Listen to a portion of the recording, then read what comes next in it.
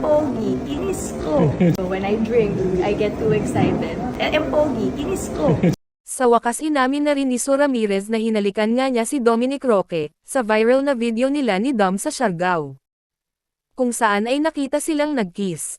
Ayon sa aktres, pag nakainom siya ay na-excite siya, at dahil nagwapuhan siya kay Dom, ay nag-first move na ang aktres.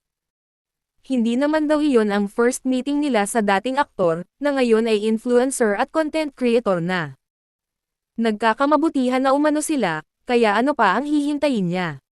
Ang bakasyon nila sa Siargao ay lakad ni Sue kasama ng mga kaibigan niya. Humingi umano si Dom ng permiso na sumama, para umano mas kilalanin niya ng mabuti ang iyang aktres. At hindi naman nasayang ang kanyang pagpunta, dahil nakascore naman ito. Syempre ang first kiss nila. Hindi naman mapigilan ng mga netizens, na maungkat at makumpara ang dalawang aktres. Ang ex-fiancé ni Dom na si Bea Alonzo, at si Sue Ramirez. Bukod sa may pagkakahawig ang dalawa, pati kung paano nagsimula ang relasyon nila, ay may pagkakapareha din. Si Bea din kasi, ang nag-initiate ng first kiss nila ni Dom. Kung dati ay Europe at palaging international ang lakad ni na Bea at Dom, ngayon kay Sue, ay kahit sa convenience store ay nadadala niya ang aktres.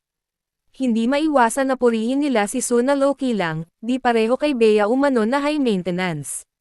Marami naman ang nagbash sa dating aktor, na bakit pa kasi pinipilit ang sarili kay Bea, na hindi naman pala kaya neto ang way of living ng kapuso aktres. Ayon kay Sue, ay napapasaya ni Dom ang puso niya ngayon. December 2024, nang aminin ni Dom sa publiko, na dating na sila ni Sue Ramirez. Nagbakasyon sila kamakailan lang sa Baguio, kung saan ay first time umano ni Sue na mag-bike ride. Nagbakasyon din sila sa Bangkok, Thailand, kung saan ay napaka-sweet nila sa bawat isa. Seryoso ang magnobyo sa kanilang relasyon. Kahit bago pa sila, ay may pa-meet the parents na. Open din sila sa kanilang relasyon sa publiko. Ayon pa kay Sue ay baka nagkakaintindihan sila ni Dom, ay dahil pareho sila ng kaarawan, July 20, 1990 nang ipinanganak si Dom, at 6 na taon ang tanda ng content creator kay Sue. Hindi, actually sabay kami ng birthday.